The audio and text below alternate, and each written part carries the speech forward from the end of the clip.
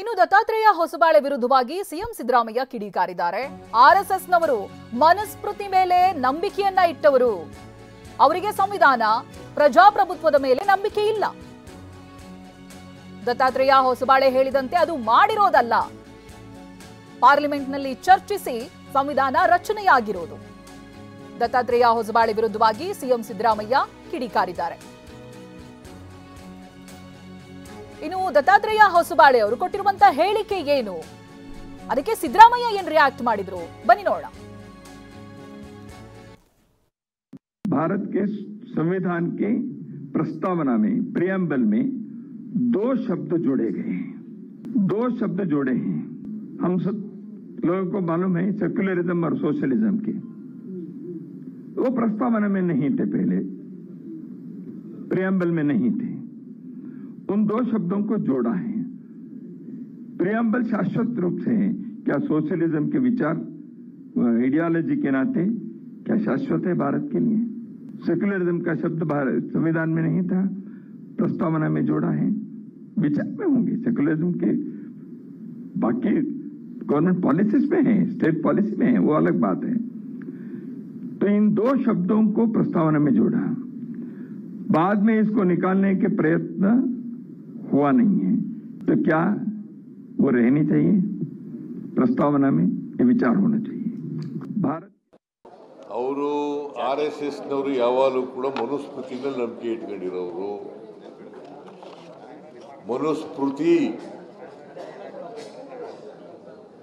ಅವರು ಸಂವಿಧಾನದ ಬಗ್ಗೆ ಗೌರವ ಇಲ್ಲ, ಪ್ರಜಾಪ್ರಭುತ್ವದ ಬಗ್ಗೆ ನಂಬಿಕೆ ಇಲ್ಲ.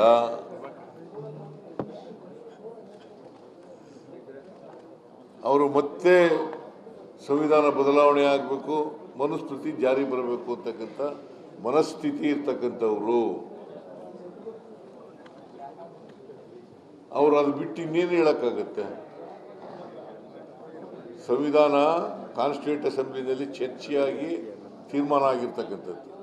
ಕಾನ್ಸ್ಟಿಟ್ಯೂಂಟ್ ಅಸೆಂಬ್ಲಿನಲ್ಲಿ ಚರ್ಚೆಯಾಗಿ ತೀರ್ಮಾನ ಆಗಿರ್ತಕ್ಕಂಥದ್ದು.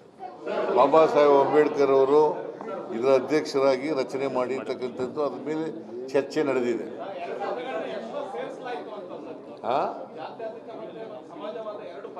ಅದು ಸಂವಿಧಾನ ಪಾರ್ಲಿಮೆಂಟ್ನಲ್ಲಿ ಆಗಿರೋದು. ಬಸ್ ಹೊಸಬಾಳೆ ಹೇಳ್ದಾಗಲ್ಲ ಮಾಡೋದು.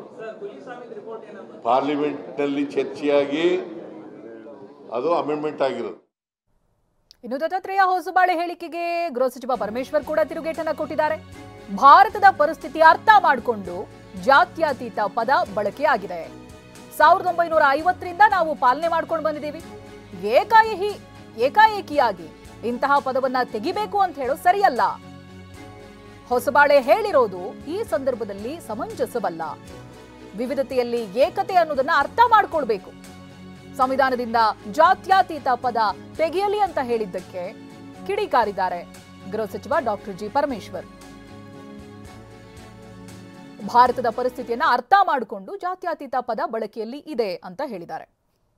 ಪದಗಳನ್ನು ಬಳಸಿದ ಗೊತ್ತಿಲ್ಲ ನನಗೆ, ಅವರು ಯಾವ ಉದ್ದೇಶಕ್ಕಾಗಿ ಆ ಮಾತನ್ನು ಬಳಸಿದ್ದಾರೆ, ಆ ಪದಗಳನ್ನು ಬಳಸಿದ್ದಾರೆ ಗೊತ್ತಿಲ್ಲ ನಮಗೆ. ಈ ಸಂವಿಧಾನ, ಭಾರತದ ಸಂವಿಧಾನ, ನಾನು ಹೇಳಿದಾಗೆ ಇಡೀ ವಿಶ್ವದಲ್ಲೇ ಒಂದು ರೀತಿಯಲ್ಲಿ ಎಲ್ಲರ ಗಮನವನ್ನು ಸೆಳೆದಿದೆ. ವಿವಿಧತೆಯಲ್ಲಿ ಏಕತೆ ಇದೆ ಅನ್ನುವಂಥ ಅದನ್ನು ನಾವು ಅರ್ಥ ಮಾಡ್ಕೋಬೇಕು. We are different people. ನಮ್ಮ ಬೇರೆ ಬೇರೆ ಭಾಷೆ ಇದೆ, ಬೇರೆ ಬೇರೆ ಸಂಸ್ಕೃತಿ ಇದೆ, ಬೇರೆ ಬೇರೆ ಜಾತಿಗಳಿದ್ದಾವೆ, ಧರ್ಮಗಳಿದ್ದಾವೆ. ಇದೆಲ್ಲವನ್ನು ಒಟ್ಟುಗೂಡಿ ನಮ್ಮನ್ನು ಒಂದು ಬಾಂಡಿಂಗ್ ಆಗಿ ಇಟ್ಟಿರ್ತಕ್ಕಂಥದ್ದೇ ಸಂವಿಧಾನ. ಅದನ್ನು ಕಾಂಪ್ರಮೈಸ್ ಮಾಡೋದಕ್ಕೆ ಯಾವುದೇ ಅವಶ್ಯಕತೆ ಇಲ್ಲ. ಮತ್ತು ಆರ್ಎಸ್ಎಸ್ ತನ್ನ ದೇಶದ್ರೋಹಿ ನಡವಳಿಕೆಗೆ ಕಡಿವಾಣ ಹಾಕಲಿ. ದತ್ತಾತ್ರೇಯ ಹೊಸಬಾಳೆ ಹೇಳಿಕೆಗೆ ಮಹದೇವಪ್ಪ ಕೂಡ ಆಕ್ರೋಶವನ್ನು ವ್ಯಕ್ತಪಡಿಸಿದ್ದಾರೆ. ಜಾತಿ ಧರ್ಮದ ಭೇದ ನೋಡದೇನೆ ಸಮಾನವಾಗಿ ಕಾಣೋದು, ಪ್ರತಿಯೊಬ್ಬರಿಗೂ ಕೂಡ ನ್ಯಾಯ ಒದಗಿಸೋದು ಅಂತ ಅರ್ಥ. ನಮ್ಮ ಸಂವಿಧಾನದ ಮೂಲ ಆಶಯಗಳಲ್ಲಿ ಹೇಳಿರುವಂತ ಸಮಾನತೆ ಇದು. ನ್ಯಾಯದ ಅಂಶವು ಅತ್ಯಂತ ಮಹತ್ವವಾಗಿ ಇರುವಂತದ್ದು. ದೇಶದ ಬಹುತ್ವಕ್ಕೆ ಎಂದಿನಿಂದಲೂ ಆರ್ಎಸ್ಎಸ್ ವಿರೋಧವನ್ನು ವ್ಯಕ್ತಪಡಿಸಿದೆ. ಮಾಧ್ಯಮ ಪ್ರಕಟಣೆ ಮೂಲಕವಾಗಿ ಸಚಿವ ಮಹದೇವಪ್ಪ ತಿರುಗೇಟನ್ನ ಕೊಟ್ಟಿದ್ದಾರೆ. ಯಾವಾಗಲೂ ಮನುಷ್ಯನ ಆಹಾರ, ಬಟ್ಟೆ, ಆಚರಣೆ ಹಾಗೆ ಆಲೋಚನೆಗಳ ವಿಷಯದಲ್ಲಿ ನಿಯಂತ್ರಣ ಸಾಧಿಸೋದಕ್ಕೆ ಯತ್ನ ಪಡುವುದು ಬಾಬಾ ಸಾಹೇಬರ ಸಂವಿಧಾನದ ಆಶಯಕ್ಕೆ ಆರ್ಎಸ್ಎಸ್ ವಿರೋಧವನ್ನು ವ್ಯಕ್ತಪಡಿಸ್ತಾ ಇರೋದಕ್ಕೆ ಸಮಾಜ ಕಲ್ಯಾಣ ಸಚಿವ ರಿಯಾಕ್ಟ್ ಮಾಡಿದ್ದಾರೆ. ಆರ್ಎಸ್ಎಸ್ ತನ್ನ ದೇಶದ್ರೋಹಿ ನಡವಳಿಕೆಗೆ ಕಡಿವಾಣ ಹಾಕ್ಲಿ ಅಂತ ಹೇಳಿದ್ದಾರೆ ಮಹದೇವಪ್ಪ.